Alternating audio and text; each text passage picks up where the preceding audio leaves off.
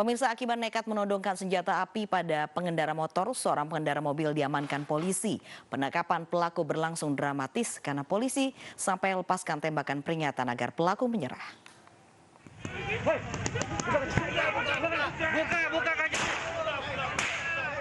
Buka kacanya, nyabu dia kayak ini, Pak. Buka.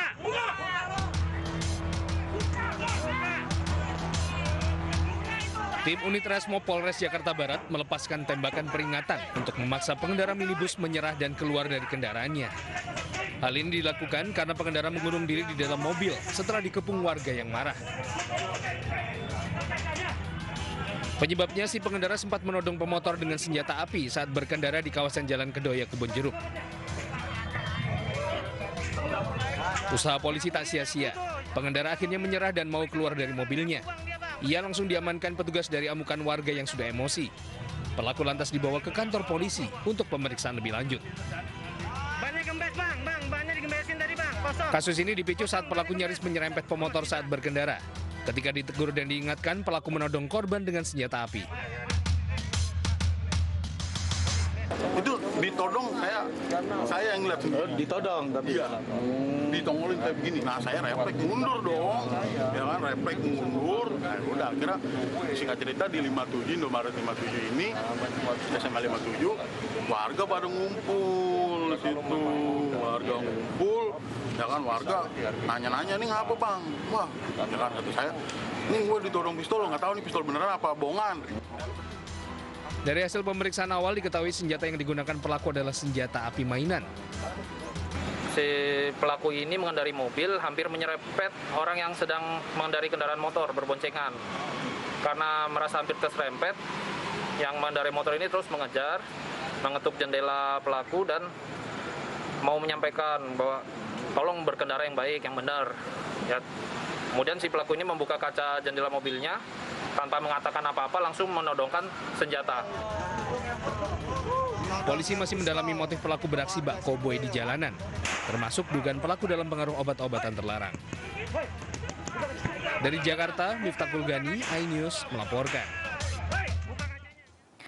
Diduga pengemudi mengantuk, sebuah minibus menabrak 4 motor yang melaju berlawanan di jalur Surabaya-Mojokerto. Akibatnya seorang pengendara motor tewas di lokasi kejadian, sementara 3 lainnya luka berat dan dievakuasi ke rumah sakit.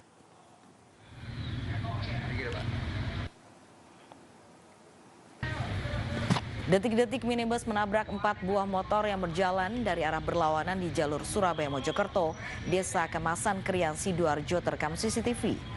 Dari hasil olah tempat kejadian perkara, kecelakaan tragis ini terjadi akibat pengemudi minibus berkendara dalam keadaan mengantuk sehingga kehilangan kendali kemudi. Minibus oleng ke kanan dan menabrak 4 buah motor yang melaju dari arah berlawanan. Akibat kecelakaan, seorang pemotor tewas di lokasi, sementara sisanya luka-luka dan segera dievakuasi ke rumah sakit. Kecelakaan menyebabkan arus lalu lintas jalur Surabaya-Mojokerto mengalami kemacetan panjang sekitar 2 jam.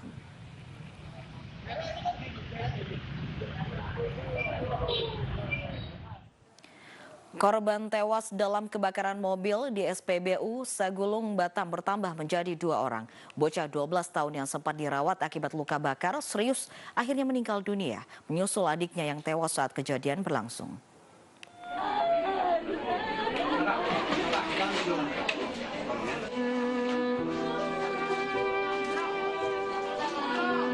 Suasana duka mewarnai rumah Jasmin Tamba, warga Bida Ayu, Tanjung Piayu, Batam. Istri Jasmin Tamba tak berhenti menangis karena harus kehilangan 2 buah hatinya dalam insiden kebakaran mobil di SPBU Sagulung, Batam Sabtu sore. Setelah anak sulungnya yang berusia 4 tahun tewas dalam kebakaran, kini sang adik menyusul setelah sempat menjalani perawatan di Rumah Sakit Embung Fatimah. Kedua korban akan dimakamkan di TPU Sungai Temiang, Batam. Sampai saat ini polisi masih mendalami penyebab kebakaran. Rencananya, polisi akan melakukan olah TKP dengan menghadirkan tim laboratorium forensik Polri. Untuk proses selanjutnya tetap berjalan sebagaimana mestinya yang sudah kita rencanakan, bahwasanya akan turun pihak lapor untuk ke TKP untuk mengecek penyebab kebakaran tersebut. SPBU Batu Haji. Sebelumnya sebuah mobil yang tengah antre di SPBU Merapi Subur, Sagulung, Batam tiba-tiba terbakar Sabtu sore.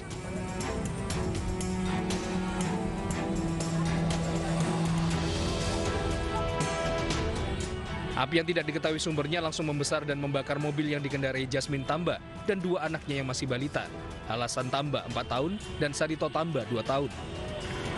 Jasmine yang panik hanya mampu menyelamatkan anak bungsunya Sarito Tamba, sedangkan Halasan Tamba yang duduk di bangku belakang tak bisa diselamatkan dari kobaran api. Merapi Subur. Dari Batam, Kepulauan Riau, Gusti Yanosa, iNews melaporkan. Pemirsa, 46 adegan dijalani Akiong alias Hendra, pelaku pembunuhan satu keluarga di Pontianak, Kalimantan Barat. Dalam rekonstruksi terungkap jika pelaku memang sudah berniat menghabisi nyawa keluarga istri pelaku.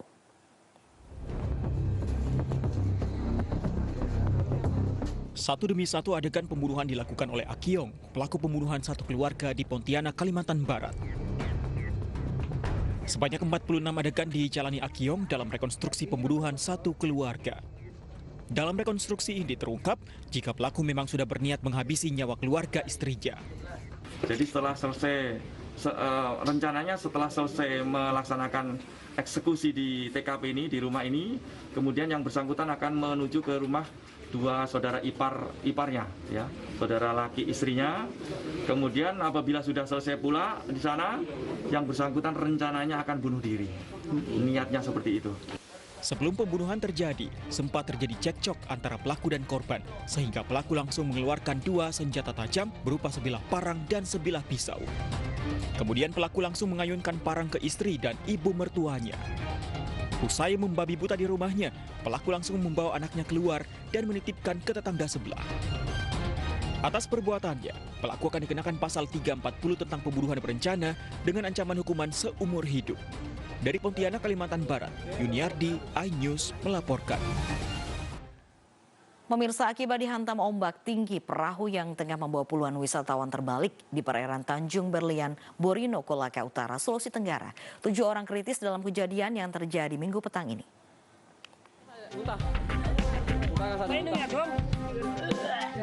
Inilah rekaman video penyelamatan rombongan wisatawan yang tenggelam di perairan Tanjung Berlian, Borino, Kecamatan Batu Putih, Kabupaten Kolaka Utara, Sulawesi Tenggara.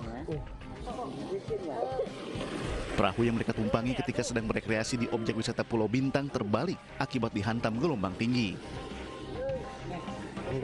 Tidak ada korban jiwa dalam kejadian ini karena penyelamatan penumpang yang berlangsung cepat oleh petugas dan warga. Tengah jalan di tengah laut lantam ombak yang keras sehingga mengakibatkan kapalnya tenggelam. Tapi alhamdulillah penumpangnya 20 orang ini berhasil dievakuasi dengan selamat oleh personil Polsek bersama warga yang ada di sekitar itu. Dari 20 penumpang kapal yang tenggelam, 7 orang yang tak sadarkan diri hingga kini masih dirawat intensif di Puskesmas Batu Putih. Sedangkan 13 orang lainnya sudah diperbolehkan pulang ke rumah masing-masing. Dari Kabupaten Kolaka Utara, Sulawesi Tenggara, Israel Yanas, iNews melaporkan. Banjir bandang menerjang 8 desa di Kabupaten Nganjuk, Jawa Timur. Puluhan warga dievakuasi petugas dan dibawa ke tempat yang lebih aman. Minggu malam banjir bandang dari Sungai Kuncir lereng Gunung Wilis, Kecamatan Ngetos, Kabupaten Nganjuk, Jawa Timur menerjang ratusan rumah warga di 8 desa. Banjir terjadi akibat hujan deras yang berlangsung sejak siang di kawasan lereng Gunung Wilis. Akibatnya air dari Sungai Kuncir meluap dan menerjang pemukiman warga. Derasnya arus banjir sempat membuat warga panik. Petugas di Desa Sendang Bumen bergerak cepat dengan mengevakuasi warga yang tinggal di dekat sungai untuk dibawa ke lokasi yang lebih aman. Ini kondisi di dalam kota Nganjuk, Jalan Yosudarso. Dan inilah kondisi terkini pasca banjir bandang akibat luapan Sungai Kuncir di Kabupaten Nganjuk, Jawa Timur. Banjir kini mulai berangsur surut dan jalan sudah dapat dilintasi sejumlah kendaraan. Tadi pagi habis subuh. Sementara itu tebing setinggi 100 meter longsor menimpa 8 rumah di Dusun Selopuro, Desa Ngetos, Kecamatan Ngetos, Kabupaten Nganjuk di Jawa Timur. Tadi malam akibatnya 2 orang ditemukan tewas, 18 orang luka-luka, dan 16 orang hilang tertimbun tanah. Seluruh korban luka kini sudah dievakuasi di Puskesmas Ngetos, sementara 2 korban yang meninggal dunia telah dievakuasi ke musola terdekat. Diduga tebing longsor karena hujan deras yang terus turun sejak Minggu sore. Saat ini tim SAR bersama TNI Polri dan relawan sedang bersiap untuk melakukan pencarian korban yang masih hilang. Ini tadi pagi sudah asesmen lokasi pemetaan, terus ini pembagian tugas, jadi nanti diharapkan untuk masyarakat yang tidak berkepentingan ini tidak mendekati lokasi karena memang masih awan. Berapa personil yang akan dikerahkan untuk pencarian? Untuk pencarian ini tadi sekitar ada 100 personil dari berbagai unsur, TNI Polri, relawan, dan tentunya Basarnas. Hingga saat ini masih dilakukan evakuasi pasca longsor dan juga ada beberapa titik lain yang terdampak banjir di sana. Ya, kita lihat informasi terbaru dari Nganjuk di Jawa Timur, bagaimana kondisinya dan juga bagaimana proses evakuasi warga yang menjadi korban. Kita bergabung dengan kontributor iNews di sana, Muhtar Bagus. Selamat siang, Muhtar Bagus. Bagaimana kondisi terakhir di sana? Ya, selamat siang. Saat ini kondisi di Dusun Selopuro, Desa Ngetos, Kecamatan Ngetos, Kabupaten Nganjuk, Jawa Timur sangat ramai didatangi oleh masyarakat sehingga sempat menyulitkan petugas yang berlalu lalang untuk melakukan kegiatan ekskavasi di lapangan.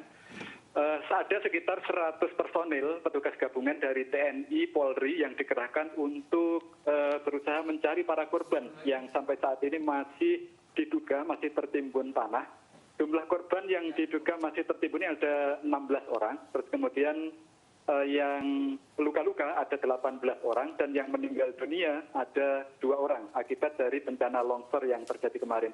Sedangkan dari 18 orang yang kemarin sempat dilarikan ke puskesmas dan dilakukan perawatan, saat ini hanya tersisa 3 orang saja yang dirawat di puskesmas. Lainnya sudah diperbolehkan pulang, namun karena rumahnya masih longsor, sementara ini mereka masih tinggal di rumah Kepala Desa Ngetos. Demikian. Muhtar, untuk longsor ini menerjang ada berapa perumahan di sana? Ada berapa kepala keluarga yang terdampak? Iya, bencana longsor di Dusun Selopuro, Desa Ngetos ini terjadi sore kemarin ya, sekitar pukul 18, menerjang 8 rumah yang ada di bawahnya. Banyaknya korban ini terjadi karena saat itu listrik sedang padam dan kemudian sedang hujan deras, sehingga warga atau para korban sedang berada di dalam rumahnya. Mereka tidak menyadari ketika longsor akan terjadi. Selain itu, banyaknya korban juga disebabkan oleh karena alat pendeteksi bencana yang dipasang oleh petugas di atas bukit tempat para penduduk ini tinggal. Saat bencana longsor terjadi, ikut terbawa longsor sehingga sempat berbunyi namun tidak berlanjut, sehingga warga tidak sadar ketika longsor datang sehingga jumlah korban sedemikian banyak. Proses pencarian 16 orang ini saat ini seperti apa? Apakah masih terus berlanjut atau ada kendala, Muhtar? Ya, kendala dari proses pencarian yang dihadapi oleh petugas diantaranya adalah karena tingginya material tanah yang menimbun rumah sekaligus diduga menimbun para korban. Ini ketebalannya bisa mencapai 10 meter ini, termasuk yang menghancurkan rumah-rumah.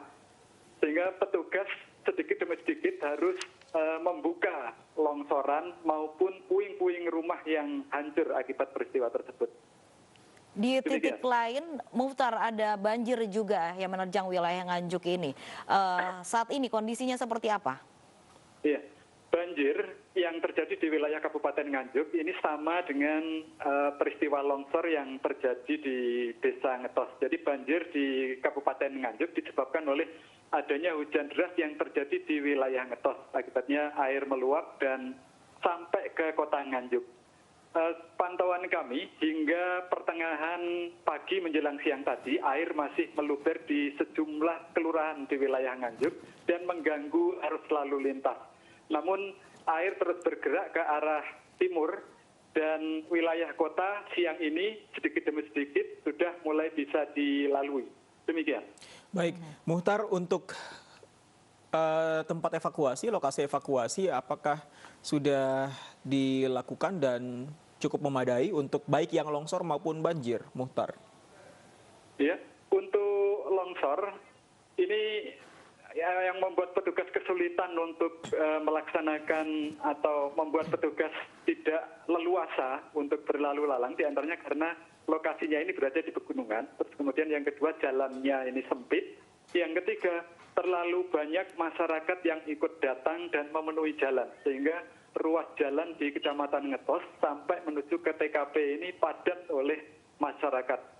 Meski sudah dihalau oleh petugas di beberapa titik perempatan, namun warga masih ada saja yang mencari jalur alternatif sehingga mereka tetap berusaha untuk mendatangi lokasi longsor dan mengganggu kegiatan pencarian para korban. Apa yang mereka lakukan? Hanya melihat proses evakuasi, menonton begitu? Benar. Yang dilakukan oleh warga karena mereka penasaran dengan bencana yang terjadi, mereka melihat walaupun sebenarnya hanya bisa melihat dari kejauhan. Terkait jalur evakuasi dan juga bagaimana listrik di sana, apakah mengalami kendala? Bagian dari kendala yang dihadapi petugas lainnya adalah sulitnya komunikasi, terus kemudian yang kedua jaringan listrik. Sampai saat ini jaringan listrik di Kecamatan Ngetos, sebagian terutama yang mengarah ke lokasi longsor, ini masih padam. Sehingga komunikasi dengan internet termasuk untuk menyampaikan laporan, meminta bantuan dan sebagainya ini, petugas harus menggunakan alat komunikasi lain. Demikian. Untuk 16 orang yang masih hilang ini apakah sudah terdata? Ya, untuk 16 orang yang hilang, datanya sudah lengkap dan sudah dikantongi oleh petugas. Dan proses pencariannya juga sudah bisa fokus diarahkan ke titik-titik di mana korban diduga berada. Cuman karena terkendala oleh tingginya tumpukan material itu sehingga proses pencarian atau evakuasi belum bisa dilakukan dengan cepat.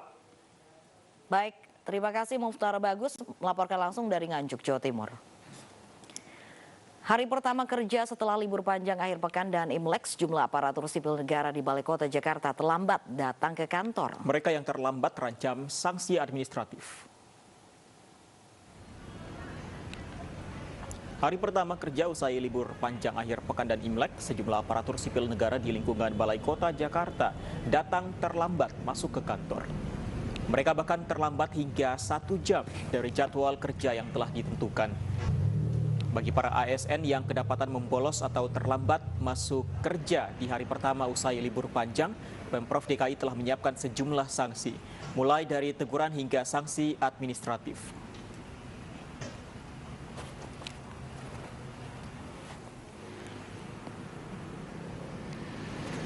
Sementara situasi lalu lintas di ruas Jalan Sudirman Tamrin di hari pertama kerja pasca libur Imlek relatif lancar.